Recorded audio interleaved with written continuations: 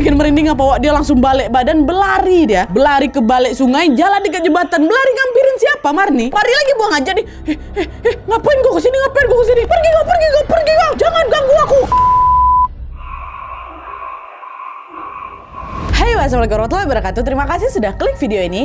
Oke, jadi di malam Jumat ini aku akan kembali lagi membawakan satu kisah horor Wawa tentang teror di rumah Belanda. Sosok-sosok yang menghuni rumah ini, Wak, energinya betul-betul kuat kali dan susah diusir. Nah, penasaran kalian kan? Tapi tunggu dulu, Wak. Sebelum aku masuk ke ceritanya, aku mau minum dulu kopi kecintaan aku yang tidak lain tidak bukan adalah Pikopi Gula Aren. Pikopi Gula Aren ini adalah kopi yang sangat enak, praktis dan juga cocok diminum di segala situasi, Wak. Nah, karena cuaca hari ini lagi panas, kali ini aku mau bikin es Pikopi Gula Aren dan supaya makin nikmat lagi nanti aku bakal tambahin susu UHT di dalamnya. Biar kalian nggak penasaran, ini aku liatin cara bikinnya ya. Seperti biasa, gunting dulu bagian ujungnya, Wak. Terus tuanglah isinya semua ke dalam gelas. Habis itu masukin air panas sekitar setengah gelas saja, nggak usah banyak-banyak, airnya secukupnya aja lah pokoknya. Aduk isinya sampai betul-betul larut dan kalau sudah tinggal masukin es batu, Wak, biar makin segar. Dan yang terakhir, tuang susu UHT ke dalam gelas. Aduk-aduk lagi sampai bercampur rata. Tada, sudah jadi. Aku minum dulu, Wak, ya.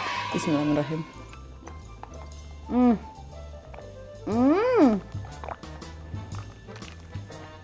Masya Allah, nggak salah sih kalau Pikopi Gula Aren ini jadi kopi kesukaan aku dan tim. Soalnya memang rasanya seenak itu, Wak. Udah aroma kopinya harum, rasa gula arennya juga paten pula. Pokoknya lebih paten, lebih keren lah. Betul-betul nikmat kali, Wak. Aku saranin buat kalian juga segera nyobain. Apalagi sekarang Pikopi Gula Aren lagi ada promo, Wak. Beli 2 gratis 1. Kalian bisa langsung beli di supermarket dan minimarket terdekat ya. Nah, setelah minum es Pikopi Gula Aren, mood aku jadi makin happy lagi nih. Dan aku juga makin semangat buat ceritain KHW ke kalian. Dan tanpa berlama-lama langsung kita masuk ke ceritanya ya. Check it out.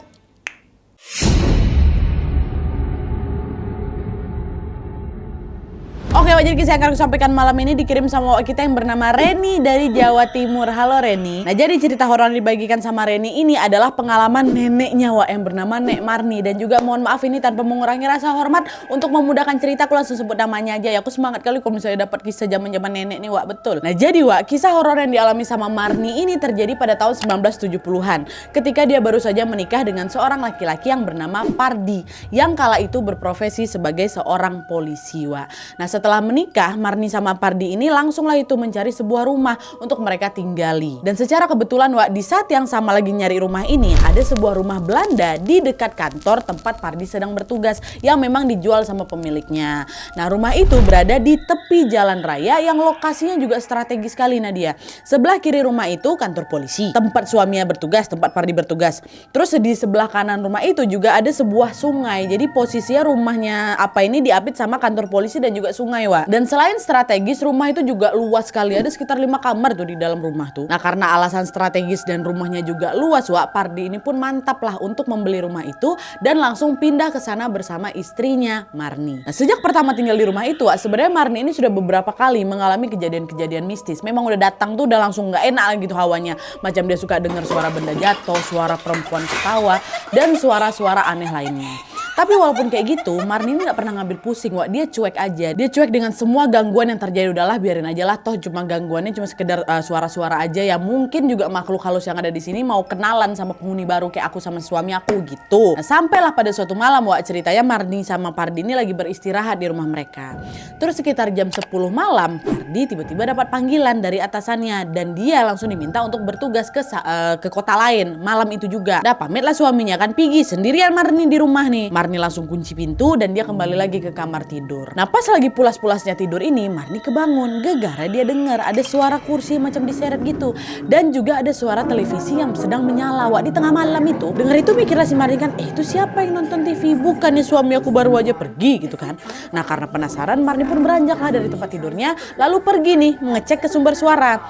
Nah, sesampainya di ruang tengah, Marni nengok, Wak, ada laki-laki pakai kaos singlet, terus celana pendek warna hitam, lagi nonton TV dengan posisi lagi gelap-gelapan kayak gitu. Lampu gak dinyalain, cuman TV-nya nyala. Ini pun berjalan lah ngedekatin laki-laki itu kan. Dan ternyata laki-laki itu Pardi, lakinya. Loh, kamu udah pulang, Mas? Bukannya kamu baru aja pergi sejam yang lalu? Gak jadi pergi, Po. Nah, di situ Pardi gak jawab, Wak, tapi dia cuman nganggu aja. Marni bilang lagi, ya udah kalau kayak gitu kita istirahat aja lah yuk di dalam. Ngapain di luar malam-malam kayak gini nonton kayak gini, udah masuk aja dalam. Kata si Marni lagi.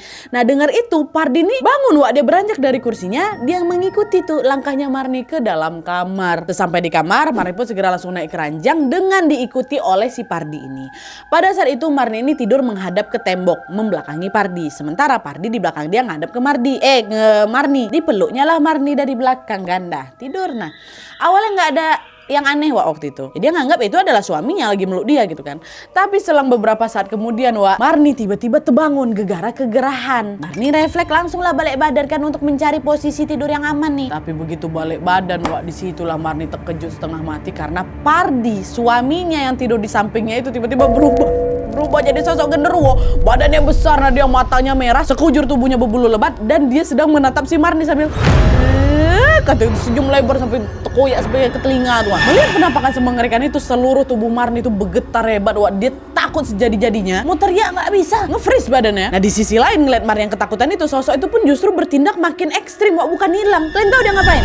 Dia tuh kayak mohon maaf ya berani ngegerayangin tubuhnya Marni tuh. Marni lagi nge-freeze nih, digerayanginnya badan Marni pakai tangannya berbulu tuh. Ya Allah, Marni nggak bisa ngapa-ngapain, dia cuma bisa menjamkan mata sambil membaca doa-doa Wak. Dan setelah dia berdoa ini dalam hati dia nggak bisa teriak itu, sosok genderuwo ini pun akhirnya melepaskan pelukannya, terus dia menghilang dari kamar sambil dia ketawa kencang. Terus katanya ketawanya macam bikin rumah tuh bergetar tuh loh. Tapi meskipun sosok itu menghilang, tentunya Marni nggak bisa memejamkan mata lagi, nggak bisa balik tidur lagi karena dia khawatir sosok itu bakal datang lagi. Pun dia juga masih takut kali ya kan. Alhasil Wak, sepanjang malam itu Marni pun bertekad untuk tetap terjaga sampai pagi tiba. Nggak mau dia tidur lagi. Ternyata itu bukan suaminya, genderuwo. Nah sehari setelah kejadian mengerikan itu, Marni ini berusaha menjalani aktivitasnya seperti biasa Wak. Meskipun dia trauma, Marni itu memilih untuk tidak menceritakan peristiwa itu kepada Pardi suaminya karena dia nggak mau suaminya itu jadi kepikiran, apalagi suami suka dinas di luar ya kan. Tapi semakin dia menyimpan rahasia itu sendirian Wak, Marni ini justru kembali mengalami kejadian mengerikan untuk kedua kalinya.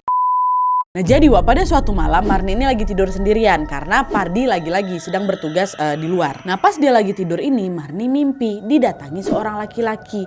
Ganteng lah laki-laki itu. Dia pakai jas biru tua gitu, biru navy lah. Dan di jasnya itu ada banyak kali macam kancing rantai yang gantung tuh loh Wak. Nah laki-laki itu berjalan ngedekatin Marni. Terus dia ngomong kayak gini, saya adalah penghuni terdahulu rumah ini.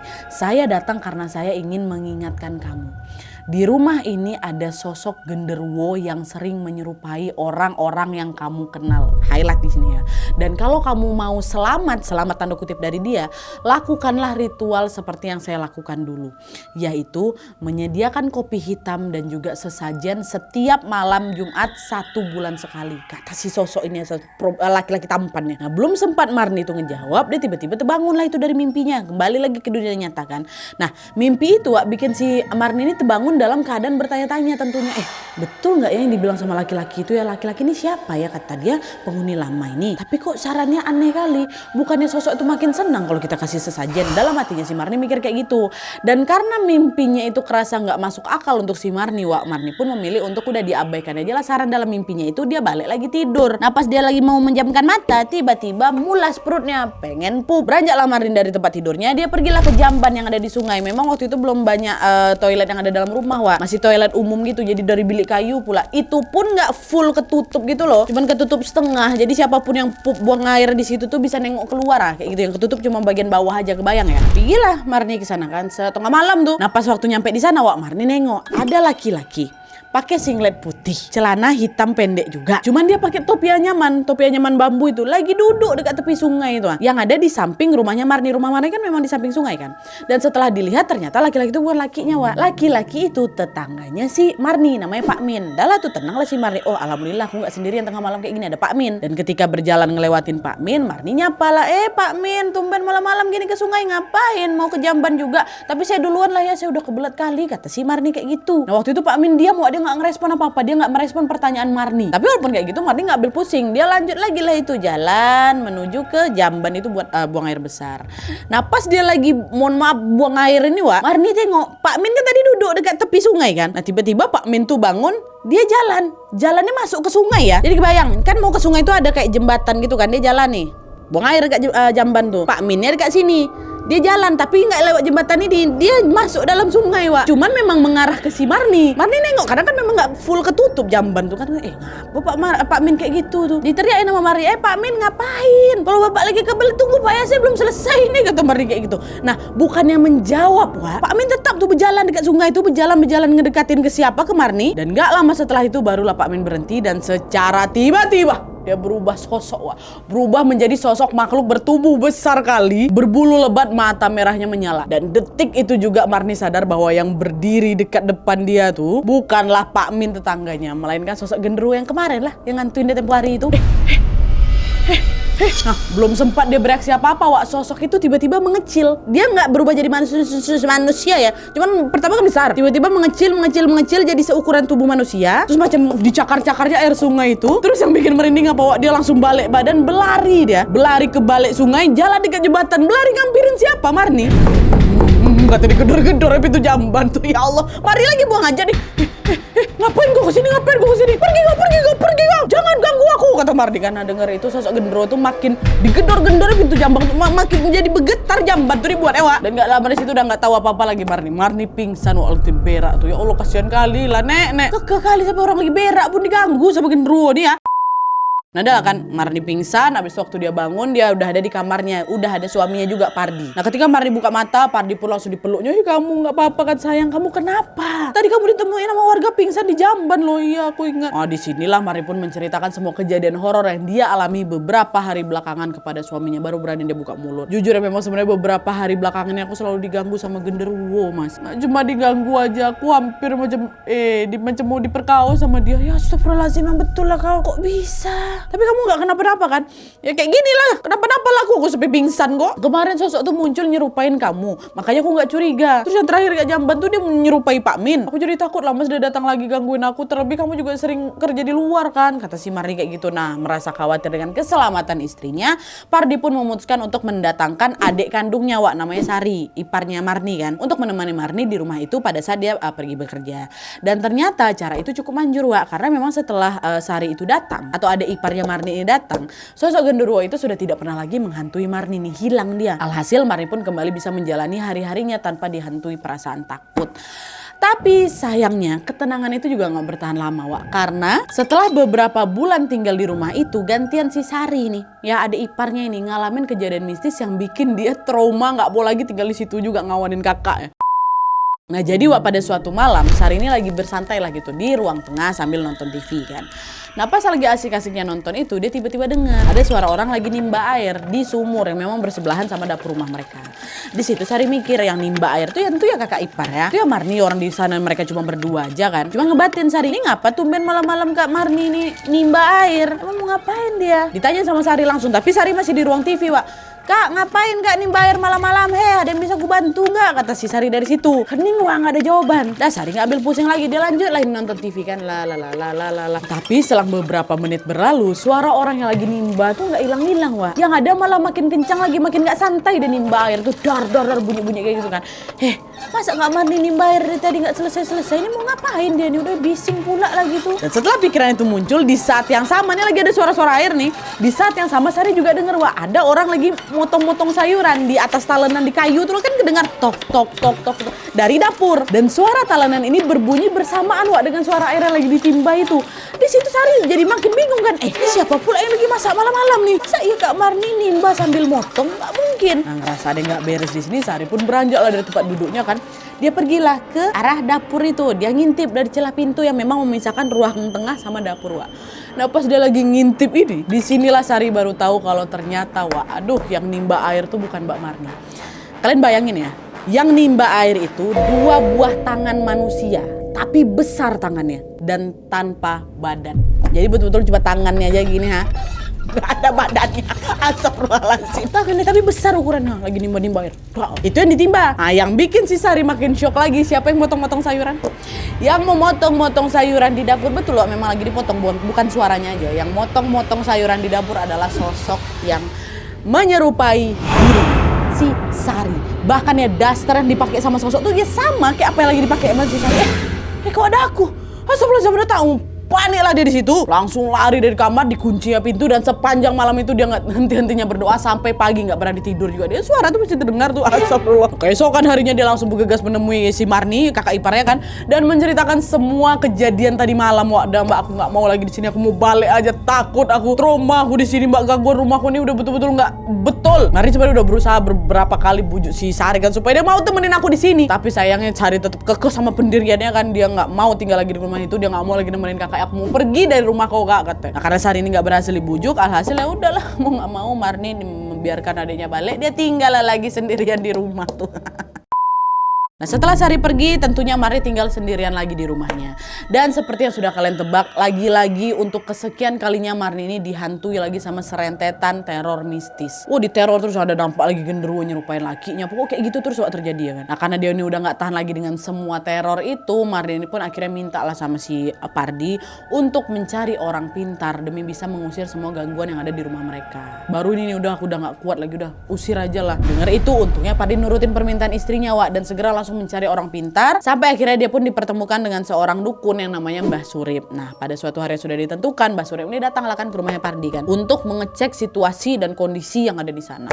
Nah, sesampainya di rumah itu, Mbah Surip ini langsung berkeliling dia kan ke rumah itu dari dalam keluar, dia berkeliling ya kan.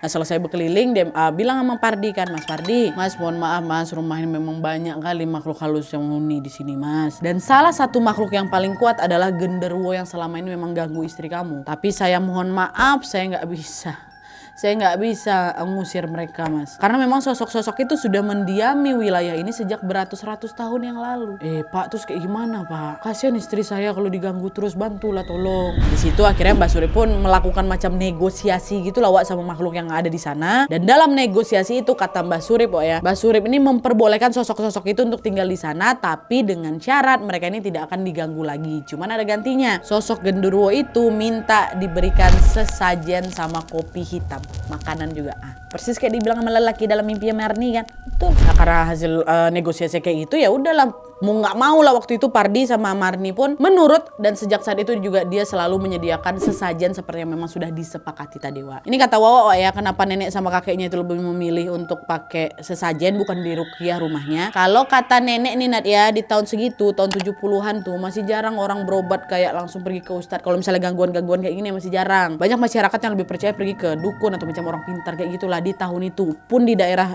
tempatnya tempat nenek itu. Jadi kalau apa-apa ke dukun, ke orang pintar kayak gitu ya. Dah lah, kira singkat cerita setelah rutin menyediakan sesajen, Marni pun sudah tidak pernah diganggu lagi sama sosok genderuwo itu. Betulan. Cuman ya masih lah sesekali dengerin ada suara-suara aneh macam suara benda jatuh, suara perempuan ketawa itu juga masih ada dan lain sebagainya. Tapi ya udah cuman suara-suara aja Wak. Makhluk halus di sana tuh udah nggak pernah nampakin wujudnya lagi tuh loh. Udah tenang lah ceritanya mereka ini kan. Dan ketenangan itu juga berlangsung selama bertahun-tahun Wak. Bahkan sampai Marni ini hamil dan melahirkan 9 orang anak juga. Salah satunya orang tuanya siapa? Orang tuanya Wawa kita ini. Dan 9-9-nya itu pun dibesarkan ke rumah itu. Nah, sampailah seiring berjalannya waktu pada tahun 1990-an Marni pun memutuskan untuk berbisnis dengan membuka warung soto nih di depan rumah. Ini belum selesai ceritanya. Dibukalah warung soto depan rumahnya sekaligus juga menyewakan 2 kamar yang ada di rumahnya sebagai tempat kos ya. Nah, di sini lah Wak, ada satu kisah penutup yang sangat mengejutkan. Waktu udah buka ini. Apa? Masuk. Nah, jadi Wak, salah satu penghuni kos itu adalah seorang polisi muda namanya Mas Haris. Nah, selama Mas Haris ngekos di rumahnya Marni, ini Mas Haris bukan nama sebenarnya ya. Selama Mas Haris ini ngekos di rumahnya Marni, dia nggak pernah aneh-aneh Wak. Nah, normal-normal aja lah.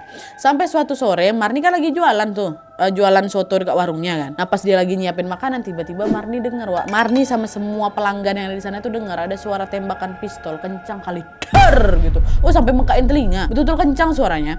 Terus gak lama kemudian salah satu pelanggan bilang, Bu Marni, itu kayak tembakannya dari rumah ibu lah Bu. Cobalah ibu cek, siapa tahu ada apa-apa di sana. Katanya, masa Mas? Waktu itu nenek itu belum ngawak karena suaranya memang sekencang itu. Gak bisa kita cari dari mana asalnya gitu loh. Tapi dalam rumah saya gak ada orang lah Mas. Anak-anak kos juga lagi di luar semua. Betul Bu, kayak betulan dari rumah ibu. Udah cek aja lah dulu, kata pelanggan ini kan. Dengar itu Marni langsunglah bergegas masuklah di dalam rumahnya. Waktu buka pintu depan nggak ada apa-apa Wak. Rapi-rapi aja macam rumah dia macam biasanya. Tapi ketika dia melewati kamar yang dihuni sama Mas Haris Wak, Marni kaget setengah mati karena di sanalah dia melihat Mas Haris dalam posisi tergeletak, dia di lantai.